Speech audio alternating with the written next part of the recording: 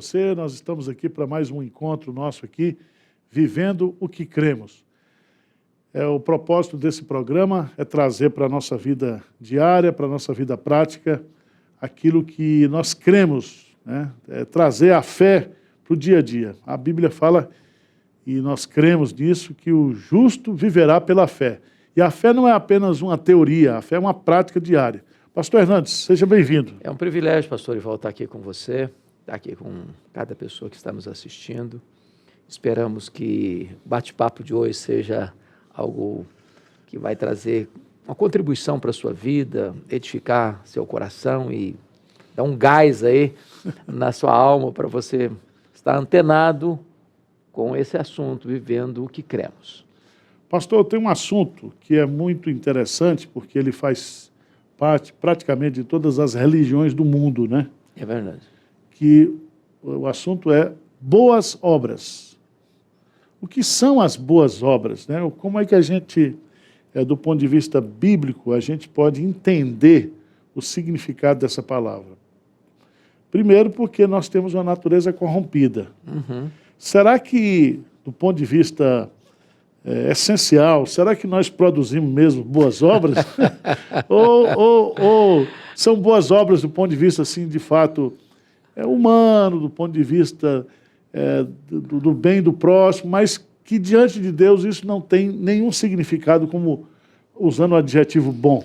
O aspecto básico, pastor Ival, é que as boas obras passam muito para a questão da, vamos dizer, da essência que você disse. Alguém que é mau em si, intrinsecamente corrompido, pode produzir algo bom, uma fonte poluída pode produzir água doce. Segundo, qual a motivação que as pessoas hoje pensam em boas obras? Porque se você olhar do ponto de vista das religiões, as boas obras elas são praticadas com o propósito de alcançar o favor de Deus, ou alcançar méritos diante de Deus, ou construir com as suas próprias mãos, pelas suas obras, a sua própria salvação. Acho que é a questão de mérito pessoal. Mérito pessoal. Então, nesse sentido, mesmo que esta obra que a pessoa está fazendo ajude alguém lá na ponta, um orfanato, um hospital de caridade, ou é uma ajuda pontual a alguém necessitado, se a motivação é essa, ela, aos olhos de Deus, ela está querendo dizer assim, quem constrói minha salvação sou eu mereço a minha salvação. Certo. Minha salvação é um mérito, é um prêmio, é uma medalha de honra ao mérito. E aí deixou de ser valiosa aos olhos de Deus, porque anula a graça de Deus. Essa primeira abordagem que nós estamos fazendo aqui é a questão da prática das boas obras no contexto de salvação, de soteriologia.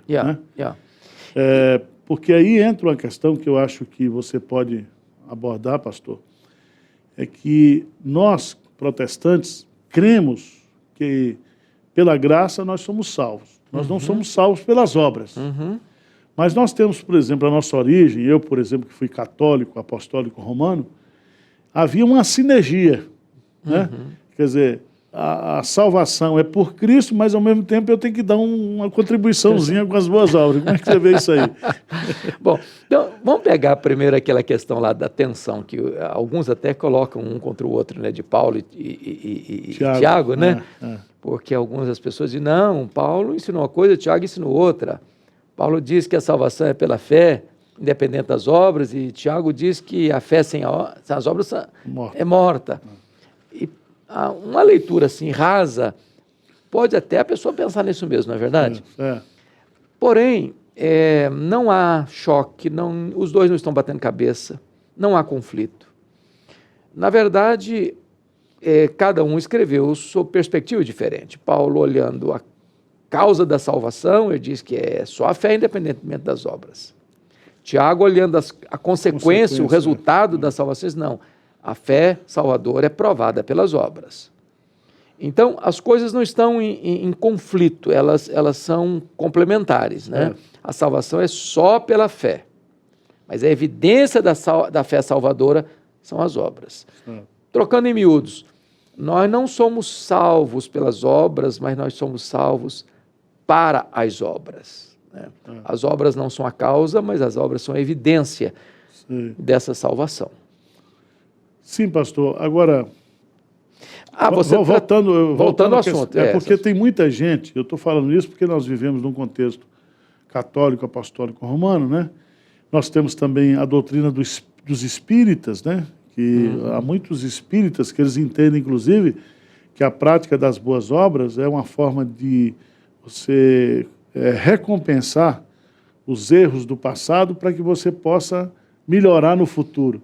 Então, explica para a gente, quer dizer, quais seriam assim as linhas principais dessa questão das obras. Eu estou falando isso porque você já escreveu isso lá no seu comentário de Efésios, né? Muito então, veja bem, existe um grupo que pensa que a salvação é só pelas obras. Né?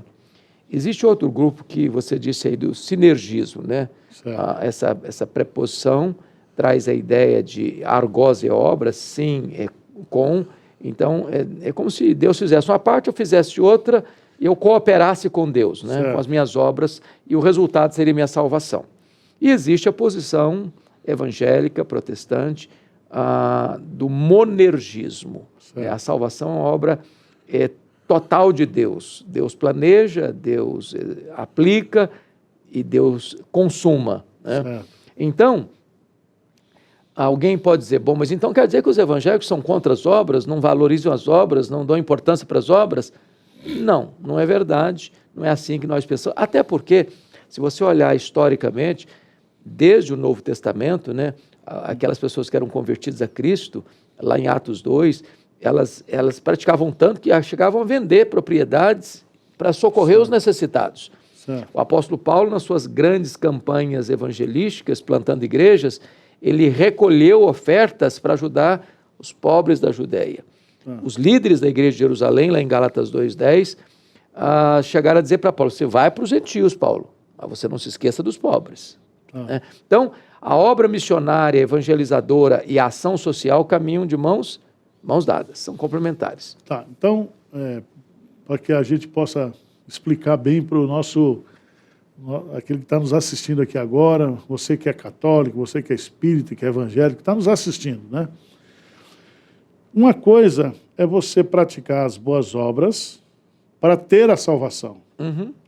Outra coisa é eu tenho a salvação, graciosamente, e porque eu tenho essa salvação, eu aí, por gratidão, eu vou praticar as boas obras. Me permita, porque as pessoas estão nos ouvindo, elas podem pensar isso, eu já escutei tanto isso. Não seria uma pretensão você afirmar, eu tenho a salvação? Não é arrogância isso? Afirmar isso? Explica isso para as pessoas. Não. Primeiro, a Bíblia fala que aquele que crê em Jesus, né, tem a salvação. Então, não é uma questão de ostentação, de orgulho, de vaidade, né? Eu me lembro que eu era pastor lá em Olinda, né? E eu tinha lá amizade com o pessoal da Igreja Católica, eu estudei lá numa faculdade católica, e o Dom Helder Câmara dizia, pastor, ninguém pode dizer que, afirmar que está salvo. Eu falei, não, mas não sou eu que afirmo, é a Bíblia que diz. Jesus diz que quem crê nele tem a vida eterna. Né? Então, João 6,46, né, pastor, diz, em verdade vos digo, quem crê em mim tem a vida eterna. Não terá, não teve, tem. Tem. Então, essa questão, por exemplo, de você afirmar que tem a salvação, não é por uma questão de orgulho, de soberba espiritual, é porque você crê naquilo que a Bíblia diz. Né? E também existe um elemento, eu diria assim, místico, misterioso, né? Que quando você tem a vida eterna, você se torna santuário do Espírito Santo. E o Espírito Santo testifica interiormente, nos dá uma convicção sobrenatural, espiritual, que nós temos a vida eterna, que nós somos filhos de Deus. Né? Por exemplo, como é que eu creio que a Bíblia é a palavra de Deus? Né? E o grande argumento que a gente tem é o testemunho interno, né? Do Espírito Santo. Isso João Calvino já dizia, que o maior argumento que a gente tem para dizer que a Bíblia é a palavra de Deus é o fato de que o Espírito Santo me dá esse convencimento interno quando eu leio as Escrituras Sagradas. Me permita, dentro desse assunto aí de ser filho de Deus e as obras ser evidência dessa salvação, e aquela pessoa, pastor, que se diz evangélico, se diz cristã, mas não pratica boas obras. Ela é uma pessoa que pensa só nela, que ela constrói só para ela não estende a mão ao necessitado, a pessoa vem a ela e ela, tendo condições de ajudar, não ajuda. Como é que fica esse dizer, eu sou cristão, sou evangélico, mas não dá provas através das boas obras? Como é que fica? Não, eu creio que nós temos um livro que eu acho assim, muito interessante, que está na Bíblia, né? Que é o livro escrito pelo apóstolo João, que escreveu o Evangelho, escreveu também o Apocalipse, a primeira carta de João. E essa carta foi escrita como se a gente oferecesse para a gente testes, né? O teste doutrinário, o teste comportamental e o teste da veracidade, se eu de fato sou ou não filho de Deus. E é tão interessante porque a partir do capítulo 2 de 1 João, ele fala que a primeira evidência que eu tenho que eu sou crente, que eu sou convertido, é que eu obedeço a Deus. Então eu tenho um compromisso de obediência. Né? O segundo é quanto à prática do pecado. Né? Aquele que nasceu de Deus não vive na prática. Essa é a diferença entre os filhos de Deus e os filhos do diabo.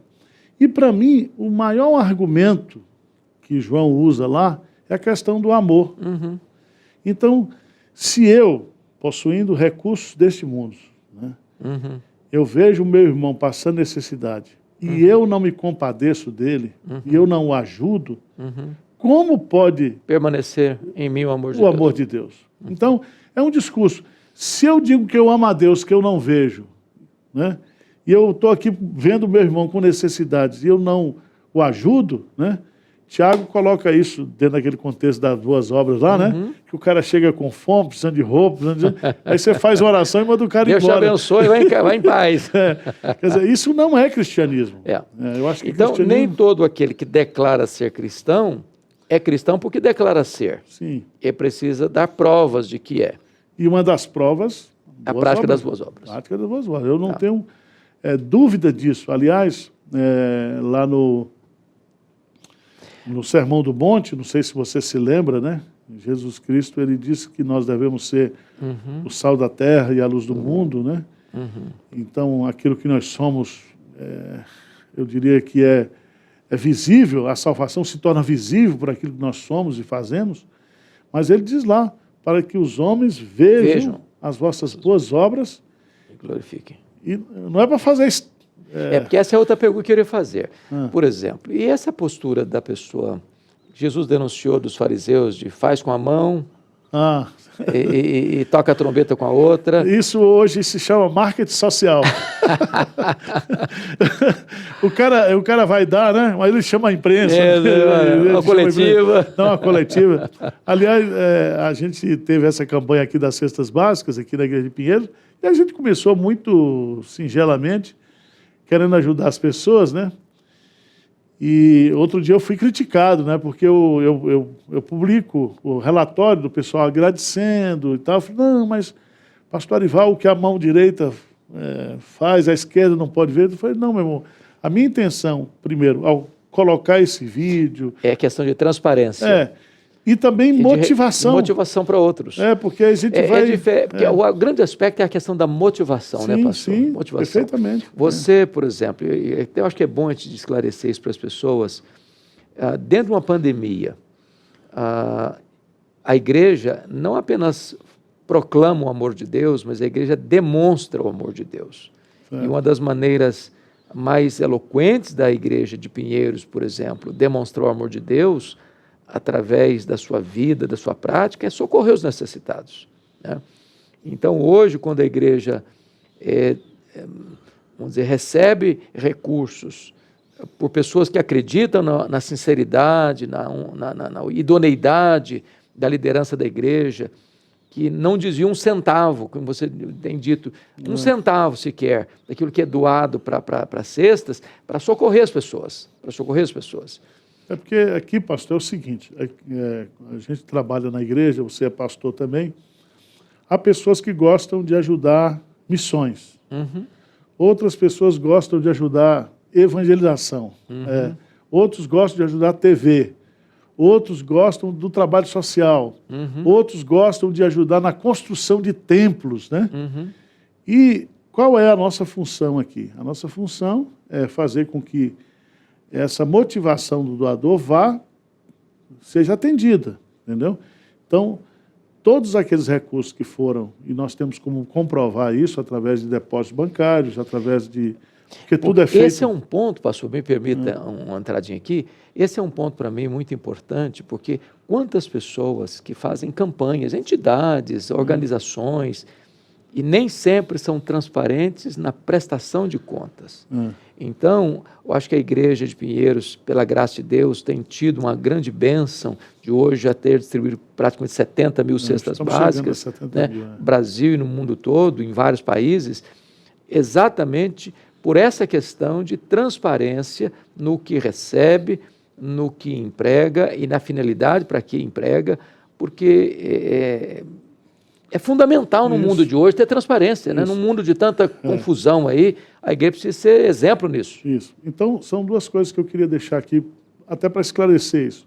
Em primeiro lugar, todos os recursos, eles são feitos, as doações, via depósito bancário. Então, você tem os extratos bancários. E todas as doações que não são feitas, ou que são feitas por compra do material, você compra, comprou 1.000 cestas, você tem a nota fiscal.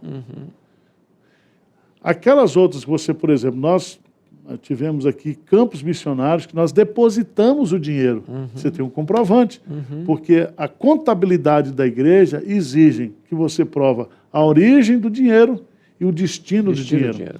Então, é uma coisa para você entender que as igrejas evangélicas, elas não pagam imposto de renda, mas elas denunciam a quem paga, entendeu? Então, não tem como você hoje, se você é uma igreja séria, se você trabalha de uma forma transparente, nós estamos aí com a Receita Federal, os bancos, a Polícia Federal, cruza os dados, né? Então, não tem como você hoje esconder, você fazer falcatrua com essa questão de ação social. E uma das coisas que a gente vem construindo é essa questão da credibilidade, né? Então, graças a Deus, a gente tem hoje, por exemplo, nessa campanha que nós já arrecadamos mais de 2 milhões de reais, se você pensar em 70 mil cestas, começamos com 30 reais, mas hoje é 40, seria 2 milhões e 800 mil reais, nós temos toda a movimentação de entrada e de saída desses recursos. Né? Agora, uma coisa que eu queria colocar é que muitas vezes você não expõe aquelas pessoas que você está ajudando. Claro, né? Claro. Nós ajudamos aqui muitas entidades, por exemplo, a gente poderia citar a AEB, a Casa do Aconchego, que é a casa que cuida de crianças que vêm para tratamento de câncer. Nós mandamos, por exemplo, 1.000 cestas de uma vez só lá para o Sertão, lá para a Juvep, que atende famílias carentes da Paraíba. Eu estou citando exemplos, quer dizer, centros de recuperação, centros de idosos, igrejas, congregações, igrejas em favelas. Então, a gente não vai expor isso, a gente não vai fazer filme disso para nos projetar em cima disso. E uma coisa importante é que nós não ajudamos apenas os domésticos da fé. Não. Esse é um ponto importante também de ser enfatizado. Não, Hernandes, e uma coisa é que também nós temos doadores aqui na campanha de cesta básica. O cara diz, pastor, eu sou ateu, mas eu quero ajudar. Pronto, olha aí. Eu sou católico, eu sou isso. Porque a generosidade, ela não tem fronteiras, né, não tem fronteiras. Né? Então, isso é uma coisa muito positiva.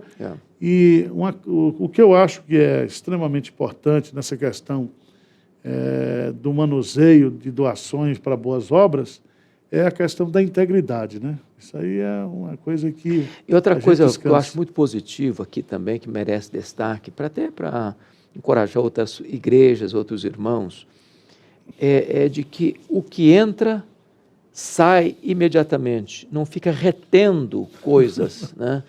Não fica retendo. Então, entrou valor para 1.000 cestas, encomenda e distribui, encomenda e distribui, encomenda e distribui. Porque, às vezes, as pessoas também são tão zelosas na administração burocrática que acabam acumulando coisas e deixando de fluir, atendendo a necessidade rápida e imediata das pessoas lá na ponta, não é isso? Isso. Uma coisa que é importante a gente enfatizar também é que nessa campanha, nessa questão da prática das boas obras, você não usar isso, aí você falou da motivação também, mas num sentido de superioridade, né? De olhar para o outro. Eu estou fazendo e você não está. De ter uma competição de que eu sou melhor do que você, e de você usar isso muitas vezes para humilhar a pessoa, entendeu, pastor? Isso é uma coisa que o próprio Jesus Cristo condena, né? Com certeza. Não faz parte da nossa prática cristã, né? E eu vejo que o sucesso da campanha está justamente quando Deus ele olha para a motivação do seu coração. Né? Há uma frase lá dos espias, quando foram olhar a terra, e ao retornarem, 10 deram um relatório negativo. Sim. E Josué e Caleb deram um relatório positivo. E é uma frase que me marca muito. Se o Senhor se agradar de nós, nós podemos. Então, porque o poder para fazer as boas obras vem de Deus. Nós somos criados em Cristo Jesus para as boas obras. Então, o poder vem dele, os recursos vêm dele, porque ele é quem dá os recursos para quem é o doador. E a motivação é a glória dele. Pastor, aproveitando essa pergunta, essa citação que você faz aí, porque se nós somos salvos pela graça, nós não somos salvos pelas obras. Exato. Mas depois de salvos pela graça, Deus, como diz o texto lá, preparou de antemão boas obras para que nós andemos nela. Nesse momento nós estamos falando da cesta básica, mas tem, por exemplo, o cuidado do idoso, o cuidado da criança. Né? Nessa pandemia, eu vi muitos profissionais de saúde se dedicando, se doando. Quantos profissionais morreram na frente da batalha ali, por uma convicção, por um sacerdote, por uma consciência de missão. Né? Então, explica para a gente aí, será que Deus predestinou ou já criou oportunidades, dentro daquele conceito da providência de Deus, né? Que Deus vê, que Deus provê, que Deus direciona. Você acha, por exemplo, que essa pandemia foi uma oportunidade que Deus deu para a igreja, para a gente fazer boas obras? Eu não tenho dúvidas disso, Eu acho que toda crise é um tempo de oportunidade. Agora, é possível que Deus, mesmo nos destinando para as boas obras, e isso desde os tempos eternos, cada um de nós seja ainda descuidado, lento, remisso nisso aí, lerdo nisso aí, e aí entra o desafio, porque veja você quanta necessidade do seu vizinho. Às vezes o vizinho está lá precisando de que alguém vá à rua comprar uma compra de supermercado para ele, ou você demonstrar um gesto de bondade com alguém que trabalha na sua casa, dando uma oferta especial, ou alguém que você conhece, está precisando de um socorro, de um help, e você vai lá, estende a mão. Né? Não estou nem falando aí da igreja instituição, mas cada membro de particular. Você demonstrar isso de forma prática, o cuidado. As igrejas, pastor Ivan, eu tenho rodado por aí e visto isso, as igrejas que se levantaram nessa pandemia para intensificar a pregação, para assistir pessoas, socorrer gente, estender a mão aos necessitados, essas igrejas estão sendo mais fortes. Elas cresceram numericamente, elas cresceram do ponto de vista do seu orçamento, elas cresceram do ponto de vista do seu impacto na sociedade, porque essa é a missão da igreja. A igreja é um organismo que não vive para ela mesma, ela vive para servir a Deus e ao próximo. Certo. Pastor, uma pergunta bem, assim, prática, pragmática, né? Você acha que há pessoas que elas querem fazer ação social com recurso do outro. Por exemplo, assim, a gente usa lá no interior fazer esmola com o chapéu do outro. Porque isso é uma coisa que acontece. Às vezes eu tenho observado, e aqui eu não estou criticando não, porque quando você abençoa lá na ponta, mas tem muita gente que chega, pastor, eu preciso aí de 30 cestas. Aí você vai perguntar, mas para quê? Não, porque eu quero fazer um trabalho social fulano e tal. Quer dizer, ela não se mobiliza, ela não corre atrás, ela não procura, ela não mete a mão no bolso, né? Porque quando você fala aqui da campanha de Pinheiros, nós colocamos recursos, não foi porque com R$40,90 você não compra uma cesta decente para dar para uma pessoa, para uma família, né? E muitas vezes a gente colocou recursos, etc. Então, o senhor acha, né, que isso é uma tendência? Eu estou falando isso porque eu vejo, às vezes, muitos artistas, muitas empresas, né, emissoras de televisão que fazem campanhas, e aquelas campanhas, no fundo, chegam lá, mas geram uma promoção muito pessoal. Né? Esse é um grande risco. Isso, né? São boas obras ou más obras? Eu não sei. Eu acho que é a questão da motivação. Como você muito bem disse, às vezes lá na ponta a pessoa está sendo abençoada, mas como Deus, ele avalia, nós estamos falando do ponto de vista bíblico e teológico, como Deus vê não só o que você faz, mas vê como você faz, por que você faz, a motivação que move você a fazer. Se a motivação é egoísta, se a motivação é autopromoção, autoprojeção, ou se, como se estou dando esmola com o chapéu do outro, isso perde o brilho aos olhos de Deus, sobretudo. Né? Então, acho que você precisa fazer o que está ao seu alcance de fazer. Deus nunca vai cobrar de você o que você não tem condições de fazer. Mas o que está no seu alcance de fazer, você precisa fazer. Todos nós precisamos fazer. Pastor, essa questão de generosidade, de boas obras, tem a ver com recursos que a pessoa tem? Não necessariamente. Eu acho que quem tem mais... A Bíblia fala de generosidade proporcional, né? Cada um contribua segundo o que tem. É nesse sentido que eu estou dizendo. Porque imagine você, alguém dá R$1 e alguém dá R$1 milhão. Às vezes quem dá R$1 milhão, ele precisa daquilo, fica com muito mais. Aquilo é menos do que R$1, um cafezinho para o outro. Então, o que Jesus contou lá da viúva, da moedinha, né? Que ela deu mais do que os outros, que deram altas somas. Os outros deram da sobra, ela deu da sua necessidade. Então, não existe ninguém que possa dizer o seguinte, eu não posso ser generoso.